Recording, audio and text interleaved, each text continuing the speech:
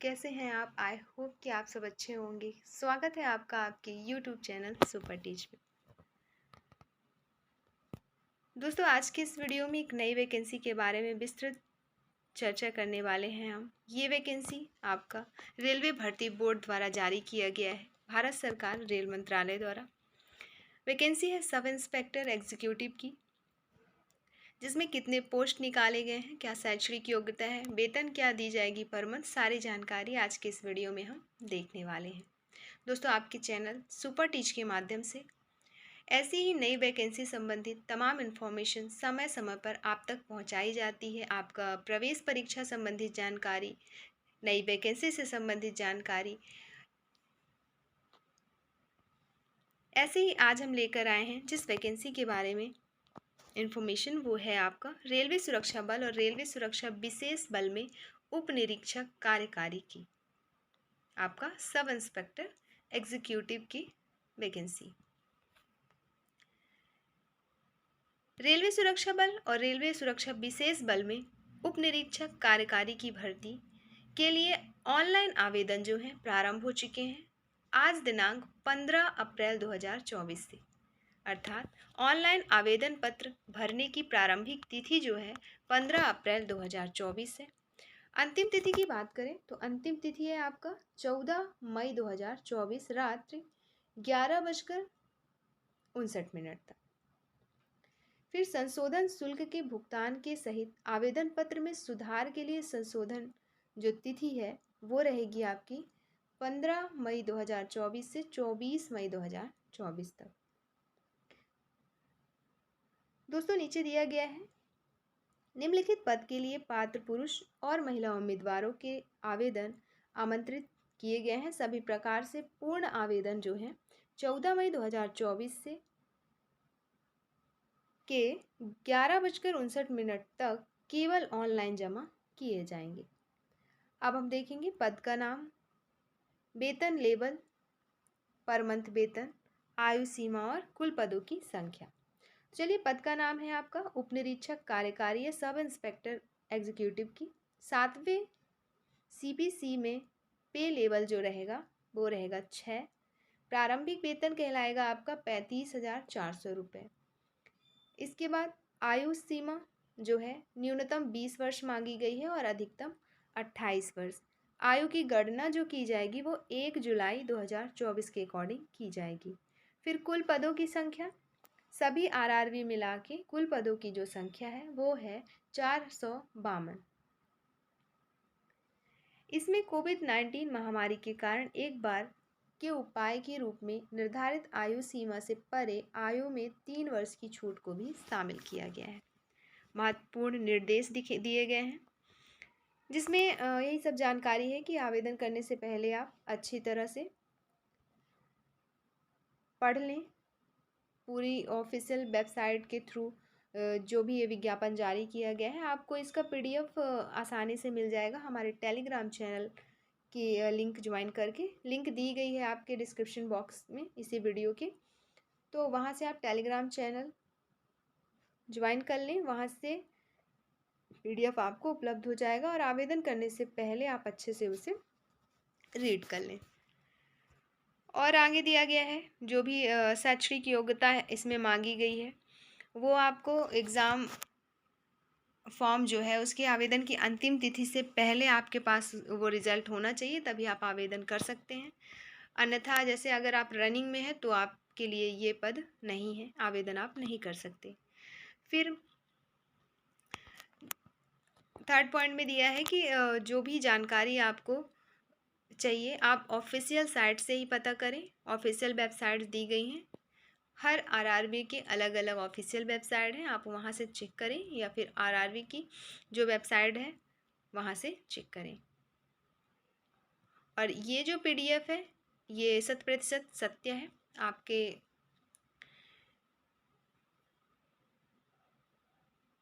जो वेबसाइट है वहाँ से ही निकाला गया है।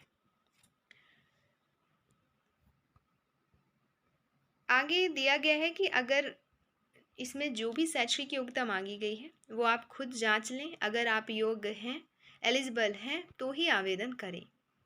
जो आपकी शैक्षिक योग्यता मांगी गई है, चिकित्सा मानक मांगे गए हैं, अगर आप उनमें खरे उतरते हैं तो ही आवेदन करें।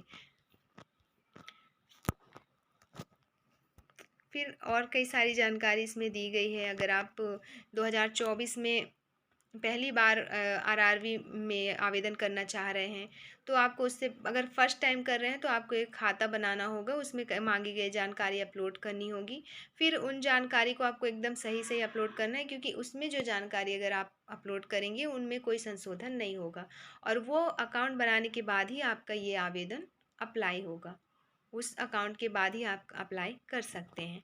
तो वो सारी चीज़ें इसमें दी गई है। इसके अलावा आपके पास एक पर्सनल ईमेल आईडी होनी चाहिए, मोबाइल नंबर होना चाहिए आवेदन करने से पहले, जिससे आपको समय समय पर आपको जानकारी दी जा सके।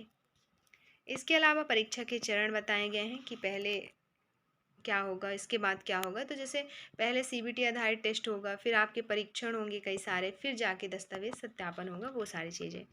नकारात्मक अंकन होगा नहीं होगा तो इसमें है, निगेटिव मार्किंग है 1/3 की। इसके अलावा प्रतिबंधित वस्तुएं क्या आपको ले जाना है और क्या नहीं ले जाना है एग्ज़ाम में, वो चीज़ें दी गई हैं। और आगे हमको देखना है शैक्षणिक योग्यता, सिलेबस, आयु सीमा में छूट वगैरह, ये सब चीज़ें हम देखेंगे। और ये बाकी की जो डिटेल्स दिए गए हैं वो आप पीडीएफ डाउनलोड करके खुद से रीड कर लीजिएगा, क्योंकि एक एक लाइन से इनको पढ़ना इजी तो है, लेकिन वीडियो काफ़ी लंबी हो जाएगी।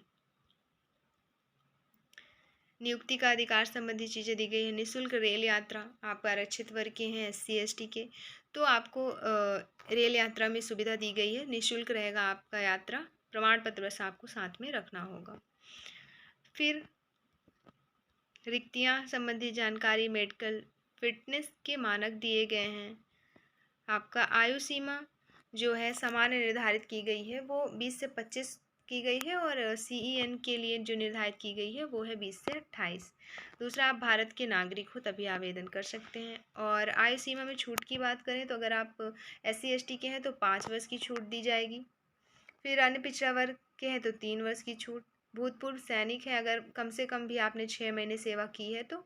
अगर आरक्षित वर्ग EWS के हैं तो 3 वर्ष की छूट, और OBC के हैं तो 6 वर्ष की छूट, SC ST के हैं तो 8 वर्ष की छूट दी जाएगी। फिर विधवा, तलाकशुदा या पति के न्यायिक रूप से अलग रहने वाली महिला, या फिर दोबारा जिन्होंने शादी नहीं किया तो उनके लिए भी कई सारी मतलब अलग अलग संवर्ग में अलग अलग वर्षों की छूट दी गई है। जैसे अगर आप ऐसे महिला हैं तो अनारक्षित वर्ग में अगर आते हैं व EWS में आते हैं तो 2 वर्ष की छूट दी जाएगी। अन्य पिछड़ा वर्ग में आते हैं तो 5 वर्ष की छूट, और अनुसूचित जाति जनजाति में आते हैं तो 7 वर्ष की छूट। फिर भूतपूर्व सैनिक के अलावा केंद्र सरकार के कर्मचारी जिन्होंने गणना की तारीख को 3 साल से कम नियमित और निरंतर सेवा प्रदान की है तो उनके लिए भी वर्षों में आयु के सीमा में जो भी वर्ष है उसमें छूट दी गई। जैसे अनारक्षित और EWS के हैं तो 5 वर्ष की छूट, अन्य पिछड़ा वर्ग गैर क्रीमी लेयर के हैं तो 8 वर्ष की छूट, अनुसूचित जाति जनजाति के हैं तो 10 वर्ष की छूट दी गई है। आगे शैक्षणिक योग्यता दी गई है। शैक्षणिक योग्यता जो है ऑनलाइन आवेदन जमा करने के लिए उम्मीदवारों के पास अंतिम तिथि यानी कि 14 मई 2024 के पहले उसको मान्यता प्राप्त विश्वविद्यालय से CEN में निर्धारित शैक्षणिक योग्यता होनी चाहिए। शैक्षणिक योग्यता मांगी क्या गई है वो आगे हम देखेंगे। शैक्षणिक योग्यता की अंतिम परीक्षा के परिणाम की प्रतीक्षा करने वाले उम्मीदवार इसमें आवेदन नहीं कर सकते। अगर आप रनिंग में हैं तो आवेदन नहीं कर सकते, कंप्लीट हो चुका है तो ही आवेदन कर पाएंगे। परीक्षा शुल्क की बात करें तो सभी उम्मीदवारों के लिए 500 रुपये है, जिसमें से कुछ करीब 400 रुपये आपके वापस हो जाएंगे। अगर ST SC, भूतपूर्व सैनिक और महिला, अल्पसंख्यक और आर्थिक रूप से पिछड़े वर्ग के हैं तो 250 रुपये है। इसमें आगे बताया गया है कि पहले चरण की कंप्यूटर आधारित परीक्षा में सम्मिलित होने पर शुल्क 500 में से 400 की शुल्क राशि का जो राशि है वो बैंक प्रभार काट कर शेष राशि को क्या कर दिया जाएगा, वापस कर दिया जाएगा। ऐसे ही ST SC OBC वाले में भी 250 रुपये में भी प्रभार काट कर बाकी जो शेष राशि है वापस कर दी जाएगी। शुल्क के भुगतान का जो माध्यम होगा वो है आपका internet banking, debit card, credit card या UPI के माध्यम से ऑनलाइन स्वीकार किया जाएगा। फिर आर्थिक रूप से पिछड़े वर्ग के लिए जो क्राइटेरिया दी गई है कि आप कब कहलाएंगे आर्थिक रूप से पिछड़े वर्ग, ईबीसी उम्मीदवार, तो वो सारी चीज़ें दी गई है, पॉइंट टू पॉइंट आप रीड कर लीजिएगा। परीक्षा शुल्क की वापसी संबंधी जानकारी, जैसे आप 500 और 250 है जो परीक्षा शुल्क, उसमें वापसी तो की जाएगी, लेकिन उस वापसी कैसे की जाएगी उसके लिए आपको क्या डॉक्यूमेंट अपलोड करनी है आवेदन करते वक्त, वो चीज़ें दी गई है। तो उसमें आपको बैंक विवरण आपको भेजना होगा, अपलोड करनी होगी, जिसमें बैंक का नाम, खाता धारक का नाम, खाता संख्या और आईएफएससी कोड स्पष्ट रूप से होने चाहिए। अगर ये स्पष्ट नहीं है तो फिर शुल्क की वापसी नहीं होगी और इसके लिए आप फिर कोई क्लेम नहीं लगा सकते। फिर वर्टिकल आरक्षण संबंधी चीज़ें, हॉरिजेंटल आरक्षण संबंधी चीज़ें नीचे दी गई हैं। आपका भूतपूर्व सैनिक हैं तो उन से संबंधित जो भी इंफॉर्मेशन है वो दी गई है। भर्ती प्रक्रिया देख लेते हैं और सिलेबस देख लेते हैं। अब भर्ती प्रक्रिया आपका सबसे पहले उम्मीदवार को रेलवे भर्ती बोर्ड की आधिकारिक वेबसाइट पर उपलब्ध लिंक द्वारा केवल ऑनलाइन आवेदन प्रस्तुत करना है। एक से अधिक आवेदन उम्मीदवार द्वारा प्रस्तुत किए जाने पर सभी आवेदन रद्द कर दिया जाएगा और डीवार कर दिया जाएगा।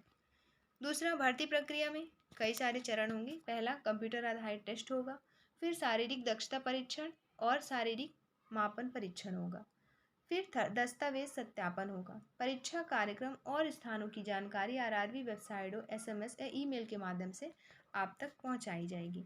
किसी भी चरण के स्थगन या स्थान, तिथि या शिफ्ट में परिवर्तन अनुरोध पर किसी भी परिस्थिति में विचार नहीं किया जाएगा। अब देख लेते हैं कंप्यूटर आधारित परीक्षा जो होगी उसमें किस स्तर का प्रश्न पूछा जाएगा। तो जो स्तर होगा आपका स्नातक स्तर का होगा। परीक्षा की अवधि रहेगी 90 मिनट की, 1 घंटे 30 मिनट की, और कुल प्रश्नों की संख्या होगी 120। प्रत्येक प्रश्न के लिए, प्रत्येक सही प्रश्न के लिए 1 अंक दिया जाएगा और जिन प्रश्नों पे आप टिक ही नहीं लगाते उन पे कोई अंक नहीं दिया जाएगा। फिर प्रत्येक गलत उत्तर के लिए निगेटिव मार्किंग होगी 1/3 की। कई शिफ्ट में आयोजित सीबीटी के लिए अंकों का सामान्यीकरण किया जाएगा। फिर क्वालिफाई नंबर क्या रहेगा, तो अगर आप पीयूआर, अनरिजर्व या ईडब्ल्यूएस ओबीसी के हैं तो 35% आपको क्वालिफाई लाना होगा। क्वालिफाई नंबर है आपका 120 में 35% आप सही करते हैं तो ही आप क्वालिफाई कहलाएंगे। अगर एसटी एससी के हैं तो 30%।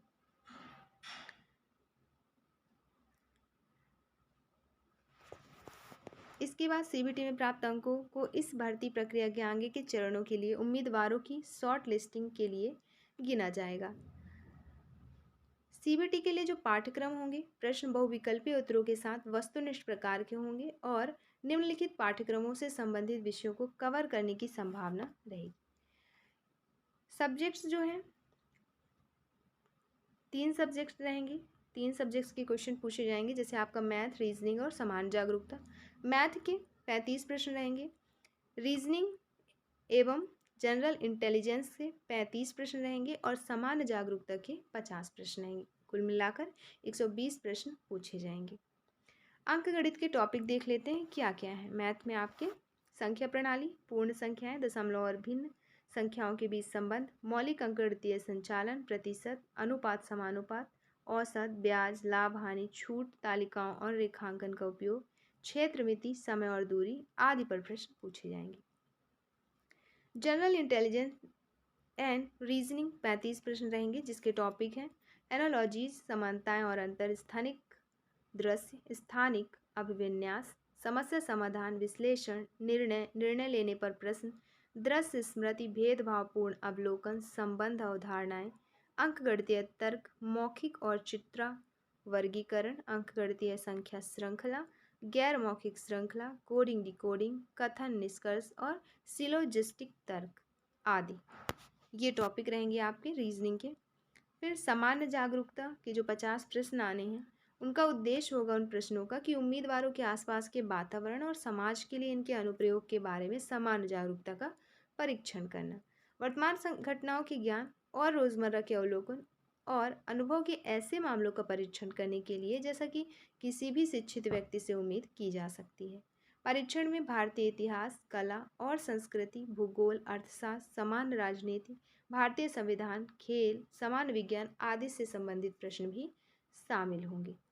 फिर शारीरिक दक्षता संबंधी चीज़ें दी गई हैं आपको, जिसमें पीईटी के लिए जो मानदंड है, उप निरीक्षक कार्यकारी पुरुष के लिए रहेगा आपका 1600 मीटर दौड़, जिसे 6 मिनट 30 सेकंड में कंप्लीट करना है।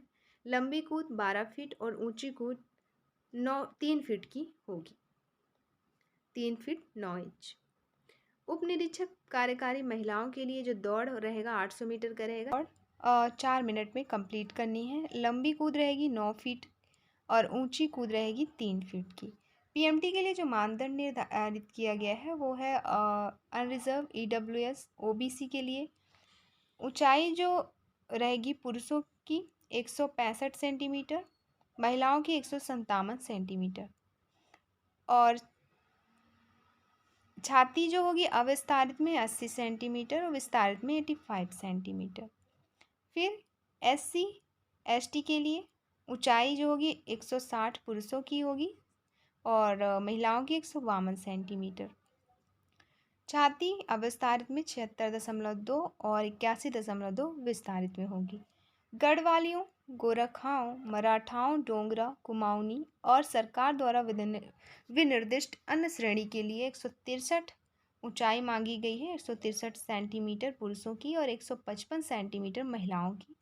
अविस्तारित में 80 और विस्तारित में 85 छाती मांगी गई। नोट करके कुछ चीज़ें दी गई, जिसमें कहा गया है कि जो दौड़ होगा उसके लिए सिर्फ एक मौका दिया जाएगा और बाकी 2 चीज़ें हैं जो आपका लंबी कूद, ऊंची कूद के लिए 2-2 मौके दिए जाएंगे। फिर पूर्व सैनिकों को पीईटी से छूट दी जाएगी, हालांकि उन्हें पीएमटी लेना होगा। और दस्तावेज सत्यापन होगा। इसके बाद प्रमाण पत्र का प्रारूप नीचे दिया गया है।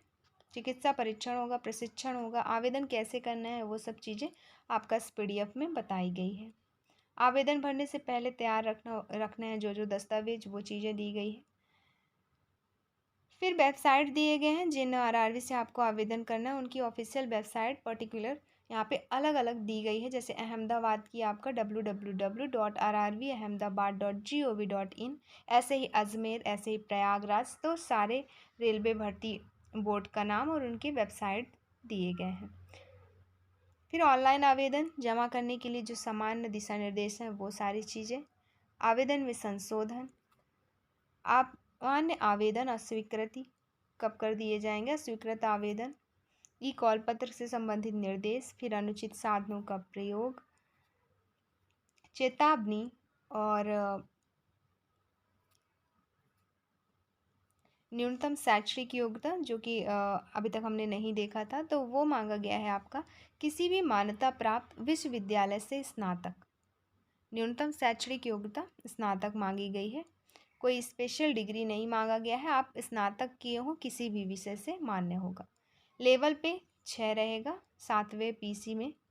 वेतन रहेगा 35,400, उप निरीक्षक का पद कहलाएगा और विकलांग व्यक्तियों इसमें आवेदन नहीं कर सकते। फिर संवर्गवार पदों की जो संख्या है वो देख लेते हैं। तो संवर्गवार पदों की संख्या आपका अनारक्षित वर्ग पुरुषों के लिए 157 पद, अनुसूचित जाति पुरुषों के लिए 57 पद, अनुसूचित जनजाति पुरुषों के लिए 28 पद, अन्य पिछड़ा वर्ग पुरुषों के लिए 104 पद, ईडब्ल्यूएस पुरुषों के लिए 38 पद, कुल मिला के 384 पद पुरुषों के लिए निकाले गए हैं। महिलाओं के लिए अनारक्षित वर्ग की हैं तो 28 पद, अनुसूचित जाति की महिला हैं तो 10 पद, जनजाति के लिए 5 पद, अन्य पिछड़ा वर्ग के लिए 18 पद, ईडब्ल्यूएस के लिए 7 पद, कुल मिला के 68 पद महिलाओं के लिए निकाले गए हैं। फिर सैनिक भूतपूर्व सैनिक के कुल पद जो हैं 45 हैं। तो ये रहे कुल पदों की संख्या संवर्गवार। फिर नीचे प्रारूप दिए गए हैं सारी चीज़ों के, और ये रही वैकेंसी संबंधित तमाम इन्फॉर्मेशन डिटेल्स में।